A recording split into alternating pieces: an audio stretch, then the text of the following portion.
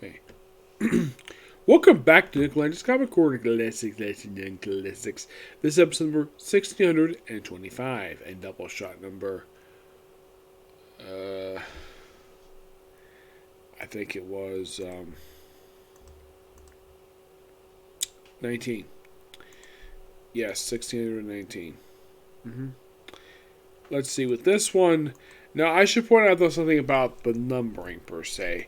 I had this slightly corrected because I was actually went off, so it was fixed. Okay, this one covering the last trade of the collect issues from Remender's time for this series, Venom, and of course a trade for Thunderbolts. We have Venom by Remender, the Complete Collection Book 2. Yes, which is co-written by Jeff Parker. Yep. This book collects issues 13 and 22 of Venom Volume 2, along with 13.1 to 13.4. Yeah, that was basically a storyline involving Circle of 4. Which we'll start with that. Circle of 4. This is right after road trip where you have Venom, aka this is Flash Thompson Venom, where he's in Las Vegas after going on his road trip, and Red Hulk is sent to go after him. This is the end of the trade. And then we have involvement by the Andura Jones, who at this point was the current Ghost Rider, and Laura McKinley, who at this point is X-23. Now here's a fun fact about this story. Prior to the story arc coming out, these four never met each other before, and this basically is the first time Flash met General Ross, because this will be followed up years later in the pages of Thunderbolts. Yes, mostly as well as Blackheart and dragging Las Vegas to hell, one of two times ever this happened. Next time it happened will not be until 7 years later in Doctor Strange's Damnation. Yes. And this story arc, believe it or not, actually does have some staying power for like two of the characters. Mostly just Red Hulk and Venom. Yes. Basically, like the whole thing of like, we have Johnny Blaze get involved with the story along with Doctor Strange and David Hellstrom. It almost seemed as though, like, I felt as though at the time, and I still feel this today, that this is just a theory I have that the series Hulk, X-23, and the current Ghost Rider book, which was basically a very short-lived book with 9 issues. My theory was that this 4-issue thing basically did for Venom. This probably was originally supposed to be one issue of each one of these character series because they took up each of the covers. My guess is that was the plan. Marjorie Liu, who was a writer of X-23, probably passed on that. I don't remember who was. Let's see, who wrote Ghost Rider? If I remember correctly, I believe this was Volume 7.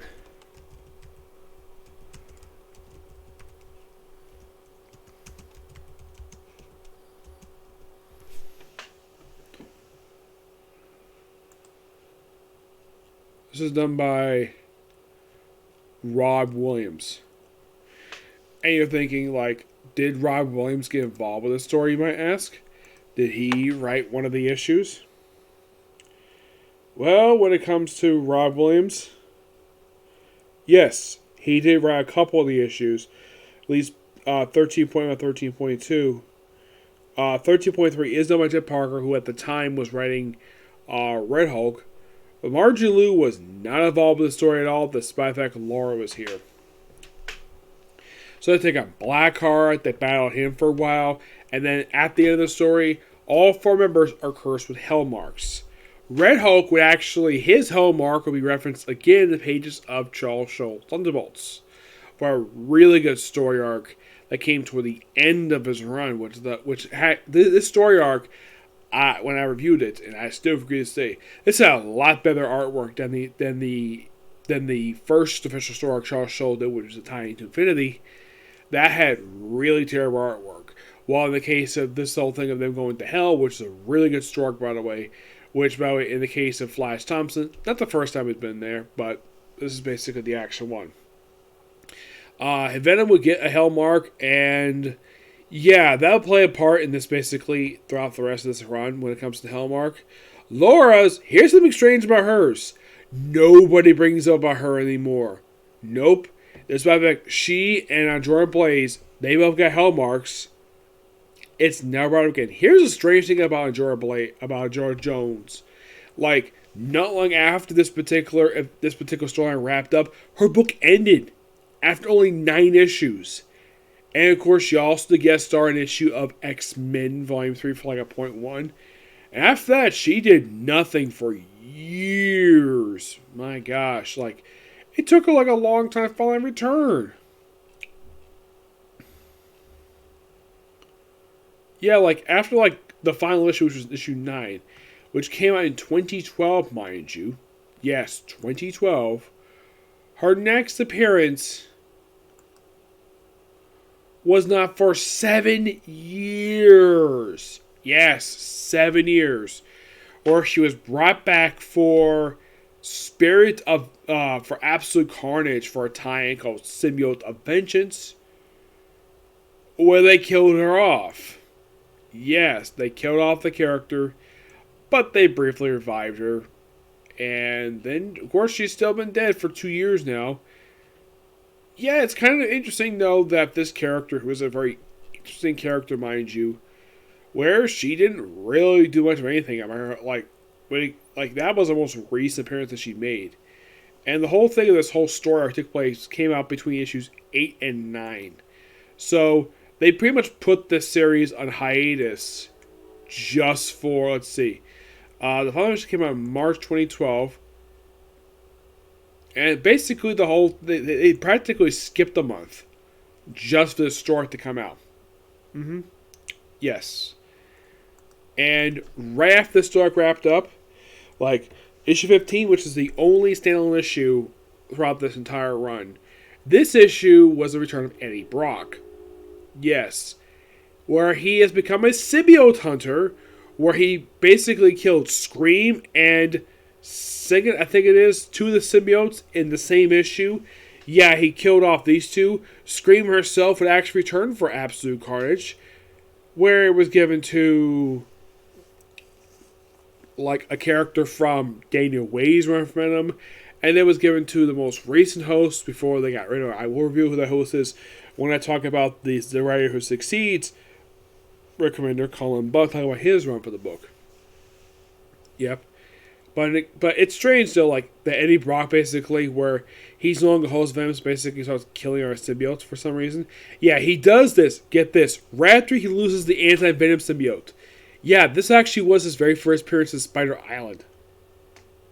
So, Venom, of course, is deemed to be basically, in the case of the Circle of Fire, he's pretty much recruited to become part of the Secret Avengers at this point.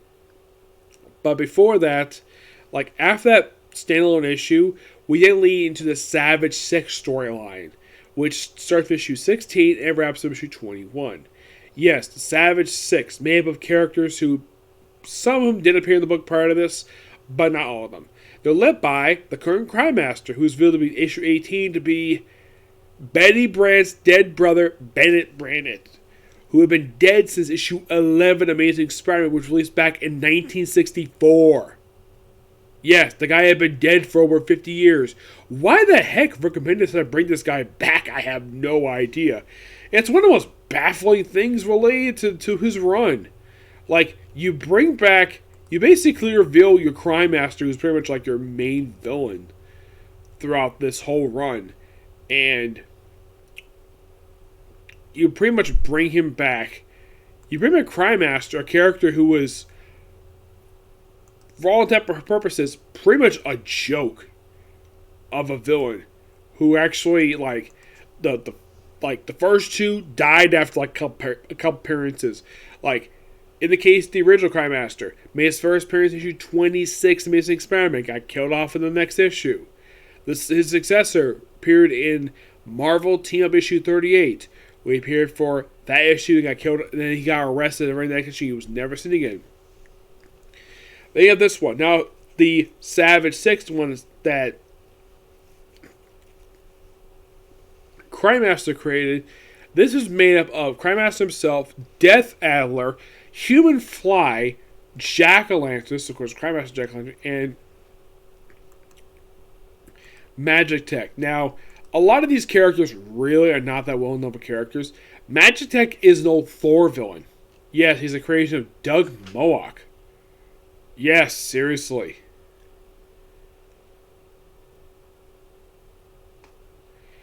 And, well, yeah, pretty much in the way, Venom practically killed half this lineup of this whole event. Magic died in the final issue of this event. He pretty much ripped off the wings of Human Fly in the storyline. Yeah, Human Fly is a Bill Mantlo character. And he's a character for his period pages of Amazing Spider-Man and number 10. Which, this is a little fun fact about this annual. Like, this actually was the first original story annual published since issue number 5.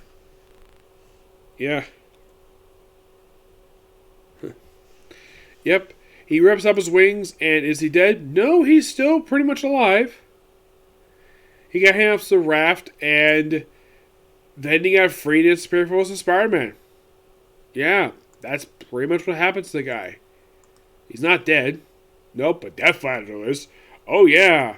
Like, you're probably thinking, how the heck Deathfather die? Venom snapped this guy's neck, and this guy was a creation of the late Mark Greenwald, Raph Machlo, and George Perez. I believe he's like an old Thing villain, if I'm not mistaken. Yeah, he first appeared in the pages of... He was part of the Serpent Squad. You're thinking, the Serpent Squad? Who the heck are the Serpent Squad? Well, they were an old group of people. They were a group of people made back in the 1980s. They were pretty much a predecessor to a group known as the Serpent Society, which is a group that was associated with Captain America. Yep. Now, Jack Lantern himself, like, pretty much at the end of the storyline, he would actually... Well, actually, he's dead. Yeah, they killed him off in this one-shot known as Spirits of Ghost Rider Mother of Demons. Yeah, they killed him off here. Yeah, he's dead. Like, after the storyline pretty much wrapped up,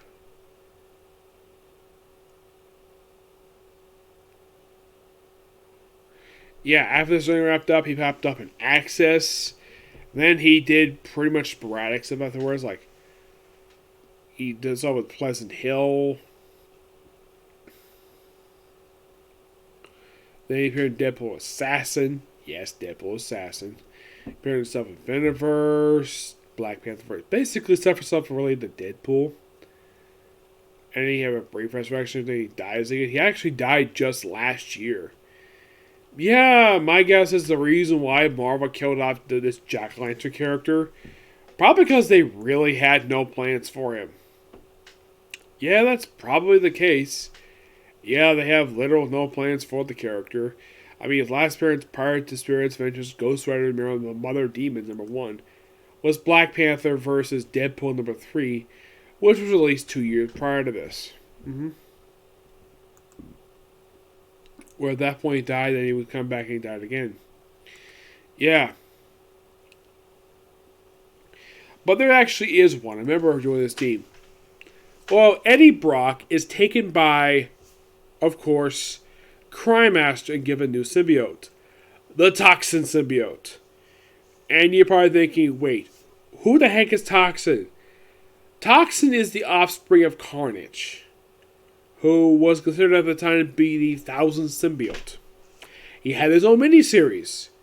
And his look basically was, well, when the original host was basically him, like his top hat was all red and the bottom was all blue. He was a police officer, and basically, the guy, he made a deal with the Toxin Symbiote, whoever the consciousness is of it, where he's able to basically use during the daytime, but at nighttime he's allowed to do whatever the heck he wants, as long as he doesn't kill anybody or do anything basically illegal.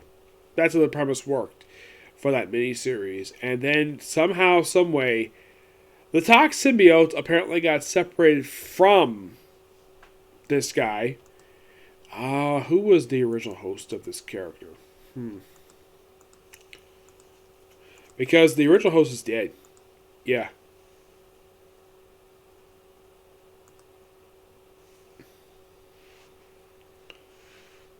Yeah, the original host was Patrick Mulligan. Yep. That's who was the original host of this character. Well, actually, he made his first appearance in the pages of Venom vs. Carnage, and he got his own miniseries. And then he apparently died in the first issue of this. Apparently, he died in somehow, some way.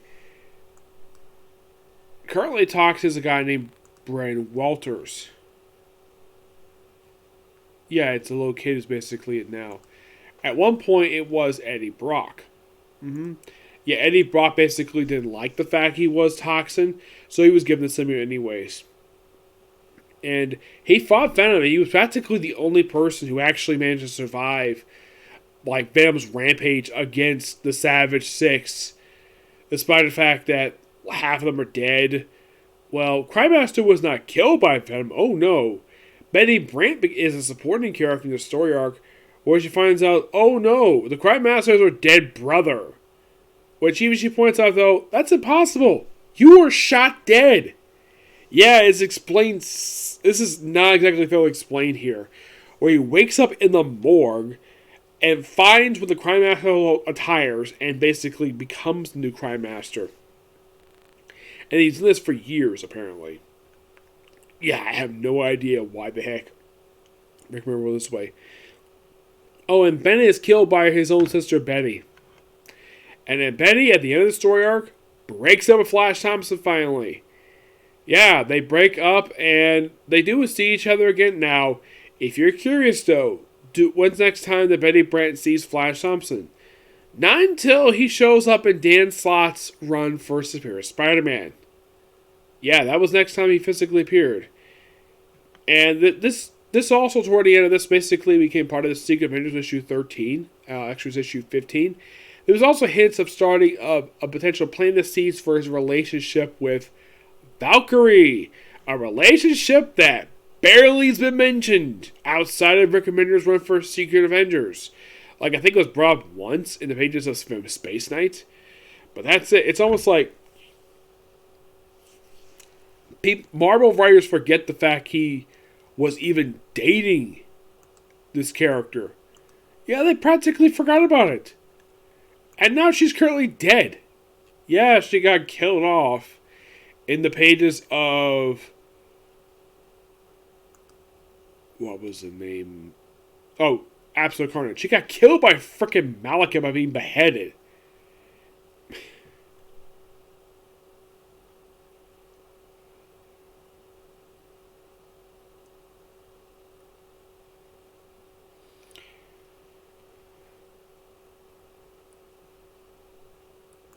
Yeah. So, pretty much in a way, in the case of the final issue, which is the epilogue for Rick Remender's run, this pretty much has him going like a mission for the Secret Avengers, and that's it. That's simply put the run for Rick Remender's run for Venom. Now, I have looked it up. Apparently, every majority of the guys work for Marvel. Well, except for a few one-shots and like a couple ongoing series, I pretty much read most of the guys' time at Marvel.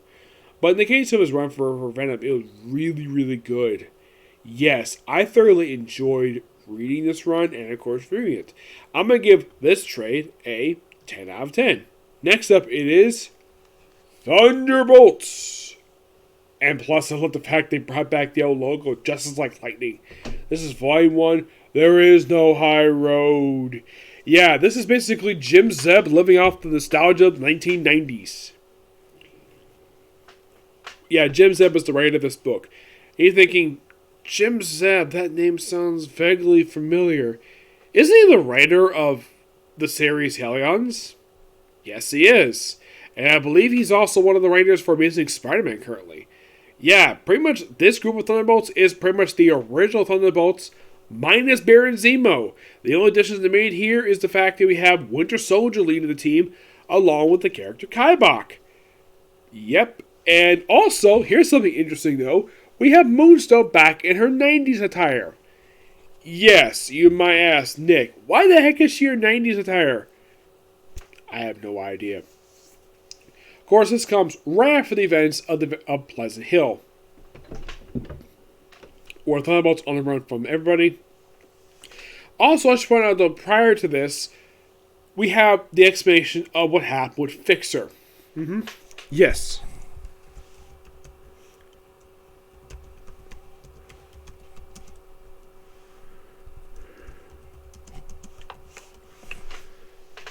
Yeah.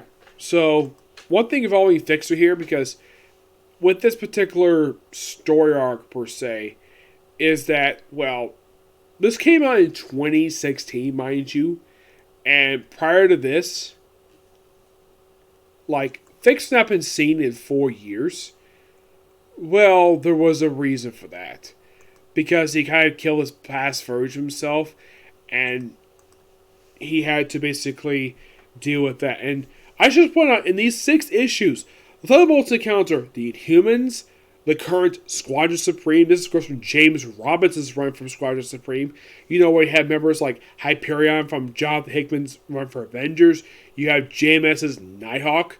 You have also Blur, who is, I believe she is from Hickman's run for New Avengers. Let's see.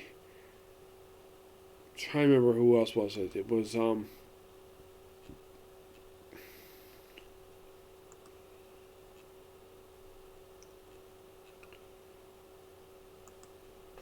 okay, yes, it was, they also had Thundera and Warrior Woman. Now, Dr. Spectrum, this is Hickman's one. Blur, I believe, was from, the DP7 universe. Yes, that's where Blur is from. Blur used to have actual hair. He was a track runner, though he's no longer around. Warrior Woman, originally this was pitched as... Originally, when in the book, this was supposed to be the original version from the Squadron Supreme Ultimate Universe. And then it turned out this is from the Squadron Sinister book. Yeah, that's where she's from. Yep. And this group only existed mostly in their own book, with occasional guest appearances in other books, like of course, they appeared in Avengers Zero, which saved the book. The issue of Hyperion, this issue of Thunderbolts, which came between issues 10 and 11. And of course, that means issue 15, and that's it. That's literally it. That's all pretty much that they made appearances in. Mm-hmm.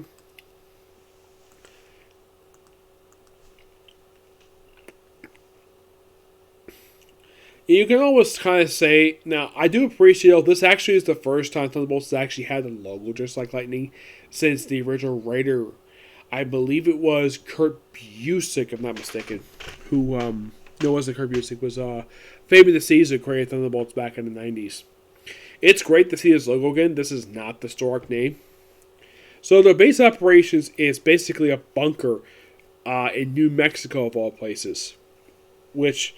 One of their early missions was, of course, involving encountering humans. Now, they came across this area full of this cocoons, and they think it's the Terrigen Mist ones, but it turns out no, it's actually from alien invasion. And, of course, Crystal misunderstands them and tries to kill them. Doesn't work. Also, we have this thing of Winter Soldier being undercover agents for Captain America. And you're thinking... Okay, this sounds vaguely familiar. Like, you have a character operating another book where a character is supposed to be dead, and basically he reports to his mentor. You are thinking, this sounds very familiar. Does it sound like Grayson to you by Tim Seeley and Tom King? Yes, it's a very simple premise. Now, Winter Soldier does bring up in here that he's the current man on the wall. And of course, he thinks, like the rest of the Marvel Universe at this point, they think that Nick Fury is dead. Despite the fact he isn't. He's actually very much alive. Yeah, because everyone in the Marvel Universe thinks that he's dead at this point. Yeah, of course, at this point, it'll have been 2 years since the events of Original Sin. Yeah, only 2 years. So, Kaibok, who transformed the base, which was basically a stinkhole, where they transformed to a much more nicer place with her reality world powers, which actually did help. Even though she shouldn't have done this, but everyone was okay with it. Yes. We also have a thing where Atlas eats a lot because he's a giant-sized guy, which I found to be so hilarious. Also, Ab Jenkins, who was originally the Beetle, the currently Beetle is a woman, he is now currently Mach 10. Why the heck is he Mach 10? Despite the fact when he last appeared, he was actually Mach 8? Don't know. It's kind of strange that they keep skipping numbers. Like, they have 1 through 5, no problem. But they skip Mach 6 and give them straight to Mach 7. and they do, I think, do 8, and they don't do much with that. No, not really. Excuse me. And here's something interesting, though. Issue 5 is a tie-in to Civil War 2. Yep, it is.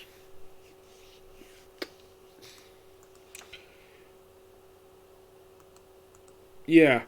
The thing with Mach 10 is, which, by the way, that's his current. Oh, I'll get to that. Yep.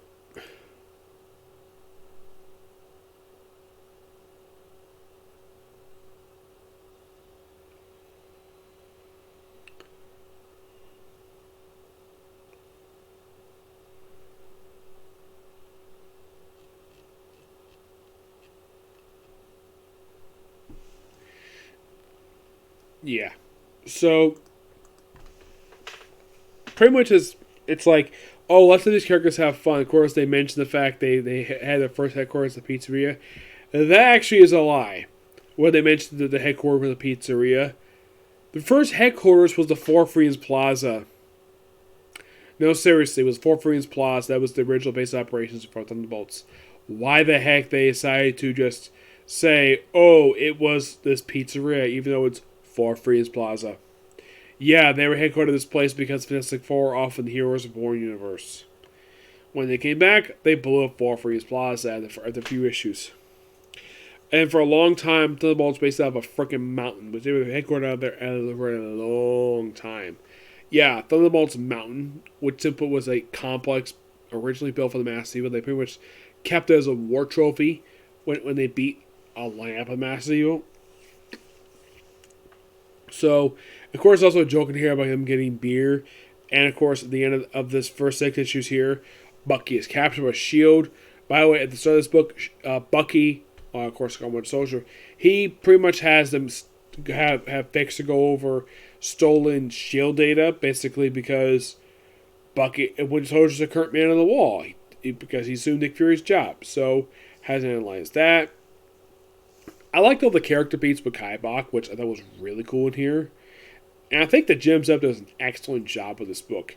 I'm going to give this book a 10 out of 10. It's an excellent book to read, and I do recommend it for people fans of the Bolts and Jim Zeb. I would also recommend people fans of the Winter Soldier character. Yeah.